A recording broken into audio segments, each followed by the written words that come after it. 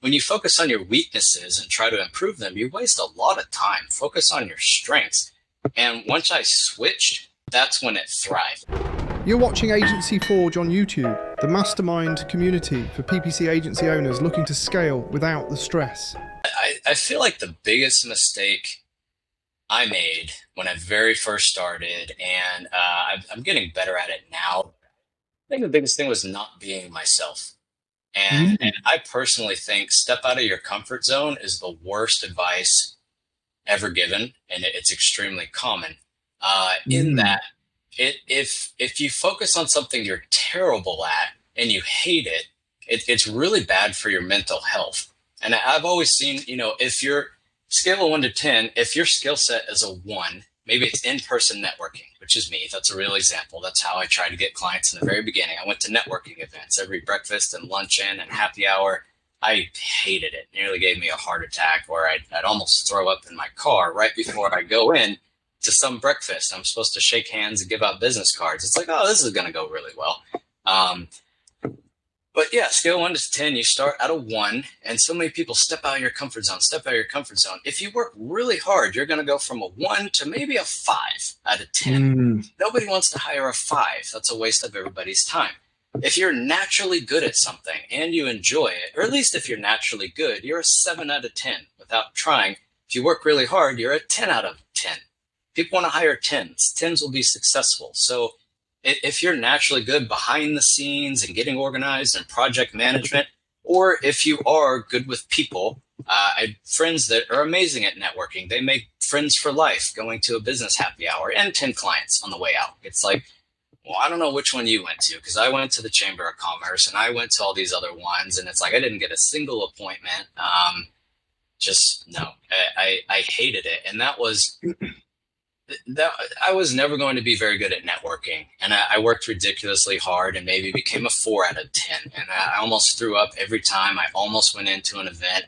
And I did that for a year, and that was such a big mistake. It's like, why don't I do PPC and SEO? That's my skill set. That's my comfort zone. That's where I'm extremely good. Like Michael Jordan, he played basketball. Was he a good writer? Who knows? Like, he focused on one thing and one thing only. He was naturally good at it and became a legend. He didn't focus on other stuff. I'm sure he had other interests, but when you focus on your weaknesses and try to improve them, you waste a lot of time. Focus on your strengths. And once I switched, probably about a year and a half in, this was so stupid. I decided to be myself, stay in my comfort zone, which is the opposite of advice you get. That's when it thrived. I did a ton of SEO. I could write, I could build backlinks. I knew SEO very well. And I did PPC for my own agency, my PPC agency. I ran PPC for myself. My skill set, what I love to do, what I was extremely good at, I switched to that. And clients started pouring in. And I just wore headphones all day, didn't talk to anyone. I was in my comfort zone. I loved it. I was so much happier. And it was wildly successful. Imagine that. It's like, if you hate it and you're not good at it, don't do it. We're all adults. That's advice you give to children, because you don't know what they're good at. People 20s, 30s, 40s, you know what you're good at and what you suck at and what you're terrible at and what you don't like. Don't do it. Yeah, that's mega. I love that. You are similar to me in that I do networking events because in my early days and hated them, and I tried doing actual events where you hired a big stand, and nightmare, hated it. It's public speaking. Yeah, people ask me all the time, "Can you come and speak at this? Can you come and speak at that?" And I just say, I just can't. I'm a hermit. That is way out of my comfort zone. I don't need the money, so I don't need to put myself under that stress. I'd be red-faced, swearing. I'd fall over the place. I'd probably get into my stride about halfway through when everyone's left, because I've, embarrassed myself. And then it'd be great, but no one's there to watch it. And the other thing is, what you said about sticking in your comfort zone, stick to your lane. Yeah. A lot of people would misinterpret that as complacency. It's like, oh, Chris isn't very driven. No, but they're misinterpreting it. It's stick to your lane and put your foot down, and then hire for all the shit you can't do or don't want to do. If you're crap at front of house stuff, if you're not a good salesperson, you don't like talking to people, well, that's where you want to find someone to do that for you. You know, if you're crap at the Google ads, don't, because a lot of people start an agency and they want to do Facebook ads or SEO or whatever, and they have no technical ability. It's quite a common question I get is, Ed, I want to join Forge. I don't really know Google ads. I'm not very good at it. You know, manage a couple of accounts, not getting the results. I'm like, do you want to run an agency or do you want to be a Google ads person? Because if you can't do the Google ads, you need to white label it, outsource it, hire for it. But that's where your head needs to be.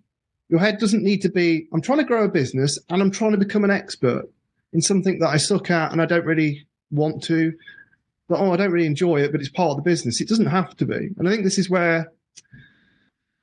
the internet mindset, isn't it? It's because everyone on Instagram's faking it till they make it and all that crap.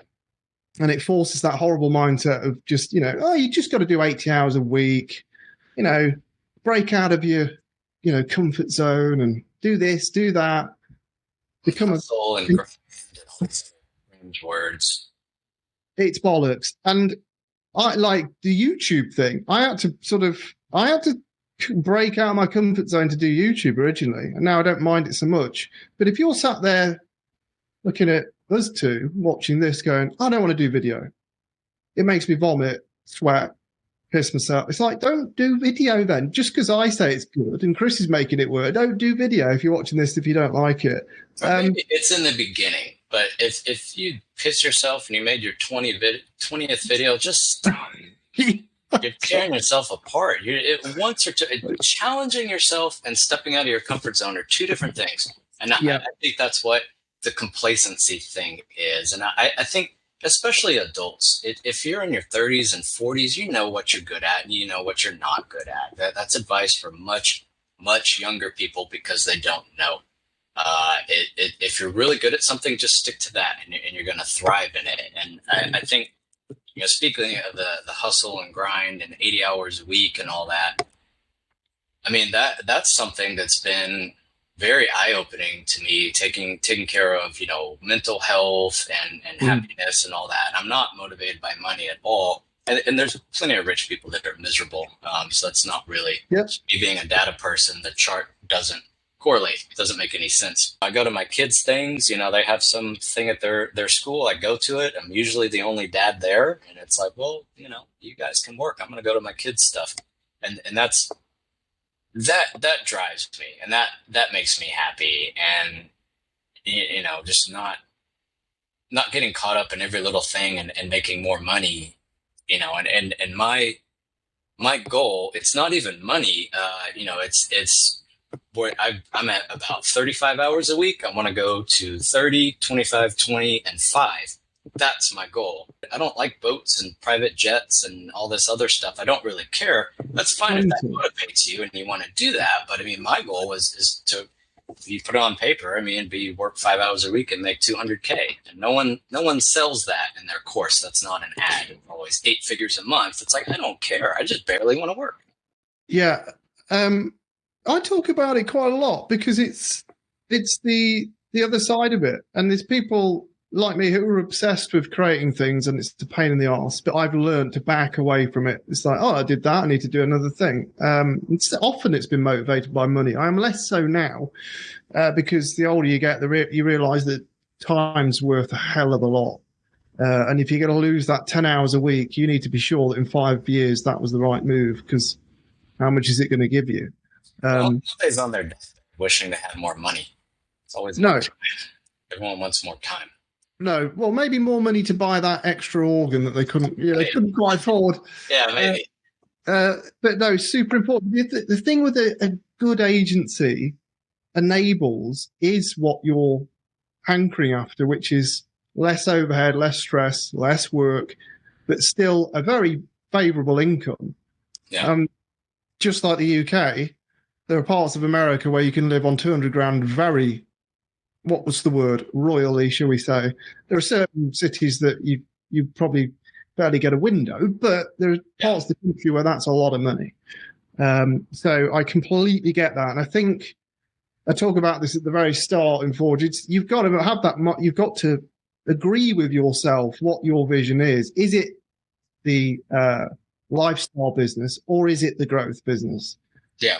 if you're trying to get somewhere in the middle, it gets messy. But you've got to be honest with yourself and say, can I stomach that? And you don't have to say yes. You can say, you know what, I don't want all that bollocks, but I do want the nice bit, the lifestyle bit like you're building.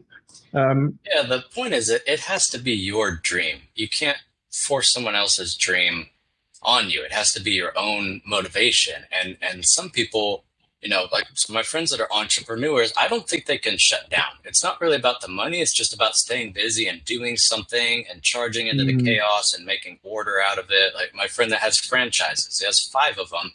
He's just an operations guy. It could really be any single business. He just wants to go into the chaos and organize it. Let's switch this, make this more efficient. I don't think he can ever shut that off, and he will never retire. But he has backed off on the hours. But it's like that's how your brain works. You need something to fix, something to organize, something to do.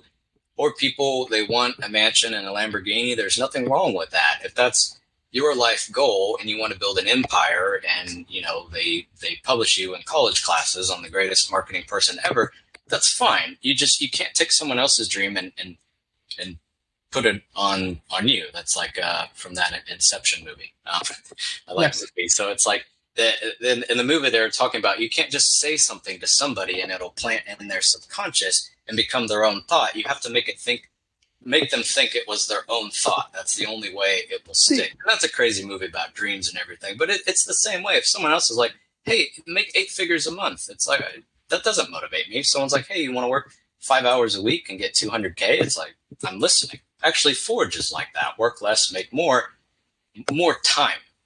That's extremely motivating to me. And the plan of working less and less and less, that gets me out of bed. I'm extremely excited, just exhilarated. It's kind of ironic. Yeah, I'm going to get to 5 hours a week one day. That's going to be the best life ever. I need enough money, but that gets me out of bed, not the money. But it's quite ironic, isn't it? Working less gets me out of bed. But I'm being facetious. I know what you mean. Yeah. I think that's good. And the health thing, again, front and center. Well, if you're in your 20s listening to this, you're probably like, nah. And I get it. You can bludgeon yourself when you're younger, but you really do have to think about the long term. Hey, this is Ed. Thanks for watching. If you're an agency owner, click the link on the screen or in the description to see how Agency Forge and my perfect agency framework can make your life easier. Cheers.